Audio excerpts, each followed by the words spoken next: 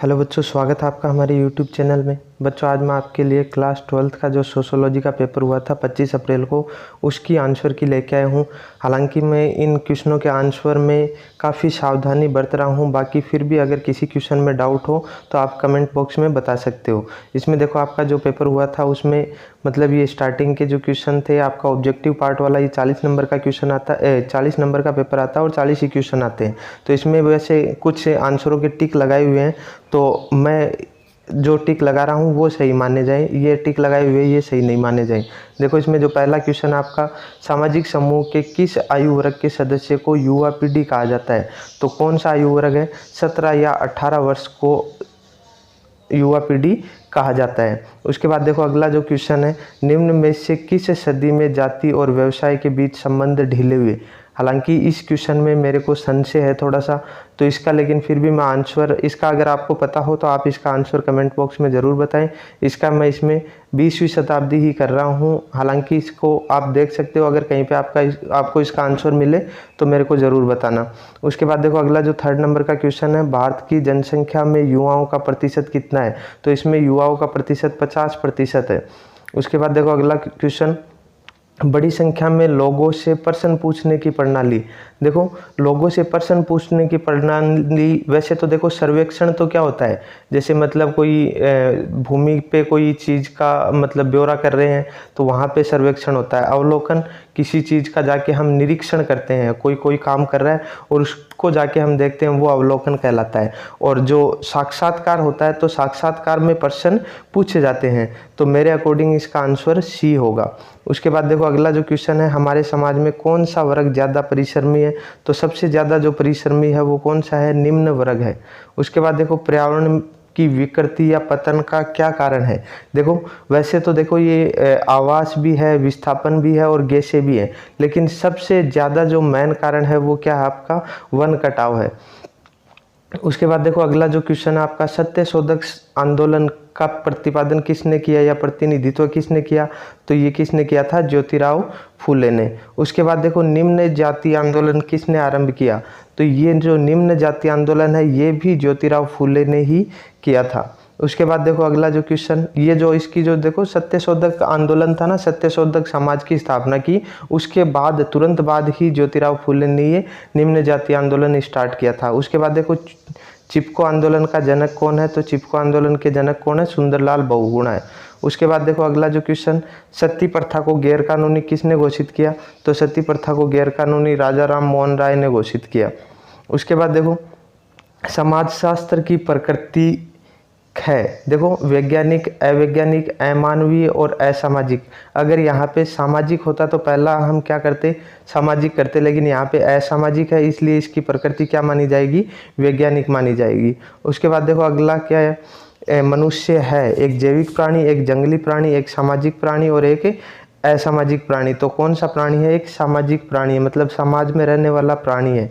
उसके बाद देखो, निम्नलिखित में से कौन सी स्थिति परिवर्तन के लिए उत्तरदायी है? मतलब जो परिवर्तन होता है उसके लिए कौन सी चीज़ ज़्यादा इम्पोर्टेंट है? तो इसमें देखो, सबसे ज़्यादा जो इम्पोर्टेंट है वो समय है। समय के अनुसार ही परिवर्तन आते हैं। ये होता है क्या कि कोई वस्तु हो उससे परिवर्तन आ जाए, या फिर कोई भिन्नता हो रही है उससे परिवर्तन आ जाए।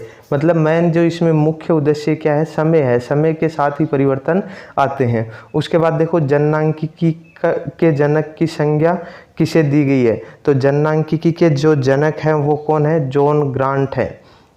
उसके बाद देखो, अगला जो क्वेश्चन है 15 नंबर का, ब्रिटिश उपनिवेशवाद के दौरान भारत में समाज सुधार आंदोलन का नेतृत्व निम्न में से किस सुधारक ने किया? तो समाज सुधार आंदोलन था, उसका नेतृत्व किसने किया? राजा राम मोहन राय ने। उसके बाद देखो, अगला जो क्वेश्चन है, बहिष्कार, अनादर और शोषण, ये किसके आयाम है? तो ये देखो, जाति के भी हैं, जनजाति के भी हैं, अस्पृश्यता के भी हैं, मतलब तीनों के हैं ये। तो डी आंसर सही हो जाएगा। उसके बाद देखो, स्त्री पुरुष तुलना लिखी गई। तो स्त्री पुरुष तुलना कब लिखी गई? 1882 में। उसके बाद देखो, शोध कार्य के लिए हम छात्रों से सीधे प्रश्न किस पद्धति के तहत पूछ सकते हैं? तो इसमें देखो, मैंने अभी थोड़ी देर पहले बताया था कि जो शोध कार्य होते हैं उनमें क्या होता है? प्रेक्षण होता है, प्रेक्षण। तो प्रेक्षण के द्वारा हम क्या कर सकते हैं? डायरेक्ट बच्चों से पूछ सकते हैं। उसके बाद देखो, अगला जो है सामाजिक संसाधनों तक असमान पहुंच कहलाती सॉरी सामाजिक संसाधनों तक असमान पहुंच कहलाती है। ये क्या कहलाती है? सामाजिक विषमता। उसके बाद देखो अगला जो क्वेश्चन है, पुरुषों एवं स्त्रियों के बीच असमानता का क्या कारण है? तो पुरुषों और स्त्रियों के बीच असमानता का सामाजिक कारण है, मतलब समाज के द्वारा ही भेदभाव किया जाता है। अपने संविधान के अनुसार किसी भी प्रकार का किसी में भी कोई भेदभाव नहीं किया जा सकता। भारत में पंचायती राज व्यवस्था के कितने स्तर हैं? तो 3 स्तर हैं। उसके बाद देखो अगला जो क्वेश्चन है, भारत में धर्मनिरपेक्षीकरण के कारक कौन से हैं? देखो धर्मनिरपेक्षीकरण के कारक, इसमें देखो मेरे को थोड़ा सा डाउट है, लेकिन फिर भी इसका जो राइट आंसर होगा वो क्या होगा? सामाजिक और धार्मिक आंदोलन। उसके बाद देखो अगला जो क्वेश्चन, उपभोक्ता संस्कृति के केंद्र हैं, तो उपभोक्ता संस्कृति के केंद्र क्या है? नगर हैं। उसके बाद देखो वीपी मंडल की अध्यक्षता में पिछड़े वर्गों के लिए मंडल आयोग का गठन किस वर्ष किया गया था? तो इसका राइट आंसर होगा 1979 में। उसके बाद देखो अगला जो क्वेश्चन 25 का, इनमें से कौन सी जाति की विशेषता है? तो जाति की विशेषता देखो यहाँ पे अपने को क्या दिया? विवाह संबंधी कठोर नियम, आपसी उपविभाजन, और उसके बाद देखो पारंपरिक व्यवसाय। तो इसका जो लास्ट का डी आंसर है ये राइट आंसर हो जाएगा। उसके बाद देखो निम्न में से किस अनुच्छेद के आधार पे अल्पसंख्यक वर्गों को अपनी रुचि की शिक्षा संस्था की स्थापना का अधिकार दिया गया है? तो इसमें देखो ये अनुच्छेद 30(1) इसके अंदर दिया गया है कि अल्पसंख्यक अपनी मनमर्जी से अपने शिक्षण संस्थान खोल सकते हैं। उसके बाद देखो अगला जो क्वेश्चन है, हिंदू विवाह अधिनियम कब पारित हुआ? तो ये 1955 में। उसके बाद देखो अगला क्वेश्चन, ब्रह्म समाज की स्थापना कब हुई? तो ये ब्रह्म समाज की स्थापना 1828 में हुई। किसने की थी? राजा राम मोहन राय ने। उसके बाद देखो अगला जो 29 का क्वेश्चन है, निम्न में से कौन सा तत्व है सामाजिक आंदोलन से संबंधित नहीं है? तो इसमें देखो ये आपका विचारधारा भी है और संगठन भी है, और इसमें देखो आपका ये चमत्कारिक नेतृत्व भी है, मतलब इसमें संरचना नहीं है। उसके बाद देखो अगला जो क्वेश्चन है 30 नंबर का, निम्न में से कौन सा राष्ट्रीय दल नहीं है? तो राष्ट्रीय दल देखो भारतीय जनता पार्टी राष्ट्रीय दल है, भारतीय राष्ट्रीय कांग्रेस भी है, और भारतीय कम्युनिस्ट पार्टी भी है, मतलब जननायक जनता पार्टी ये नहीं, ये एक क्षेत्रीय दल है। उसके बाद देखो संस्कृतिकरण की अवधारणा किसने दी थी? तो एम.एन. श्रीनिवास ने दी थी। उसके बाद देखो गांधी जी ने नमक कानून तोड़ा था, तो नमक कानून जो 1930 में दांडी यात्रा शुरू की थी गांधी जी ने, तो दांडी यात्रा बस इसीलिए ही शुरू की थी कि 30 मार्च ये की थी, और इसमें 12 मार्च 1930 को साबरमती आश्रम से लेके और दांडी तक, तो उन्होंने दांडी जाके नमक कानून ही तोड़ा था, तो ये 1930 में हुई थी। भारत में सबसे बड़ी जनजाति देखो, सबसे बड़ी जनजाति भील भी है, संथाल भी है, गोंड भी, लेकिन यहाँ पे अपने को क्या दे रखा है? सबसे बड़ी, मतलब सबसे बड़ी जो है ना, वो सबसे बड़ी कौन सी है?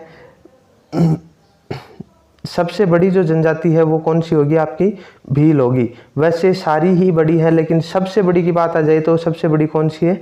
भील है। उसके बाद देखो स्वतंत्र भारत की पहली जनगणना कब हुई? तो स्वतंत्र भारत की पहली जनगणना 1951 में हुई थी, और उससे अब तक लगातार हो रही है। इसके बाद देखो विश्व की जनसंख्या का कितने प्रतिशत भाग भारत में, विश्व की जनसंख्या का कितना प्रतिशत भारत में निवास करता है? तो ये देखो आपका आंसर हो जाएगा 17.49 है, वैसे है ना, 17.49%।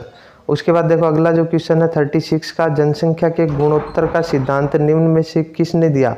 तो जनसंख्या के गुणोत्तर का सिद्धांत किसने दिया है? माल्थस ने दिया है। उसके बाद देखो ग्राम पंचायत स्थानीय स्वशासन की इकाई है, तो ग्राम पंचायत कहाँ की इकाई है? गांव की इकाई है।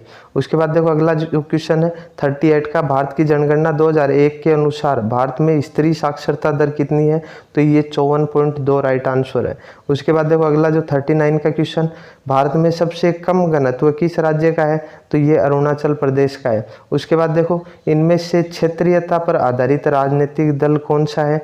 देखो क्षेत्रीयता पर आधारित, अभी आपका क्वेश्चन था कि राष्ट्रीय दल कौन सा नहीं है, मतलब ये यहाँ पे क्या है आपका क्षेत्रीयता पे आधारित दल बताना है तो ये अपना क्या राष्ट्रीय दल है, Bharatiya Janata party, communist party भी और बहुजन समाज पार्टी भी। तो ये झारखंड मुक्ति मोर्चा ये क्या है कि क्षेत्रीयता पे आधारित राजनीतिक दल है। तो इस तरह से आपके टोटल 40 क्वेश्चन है।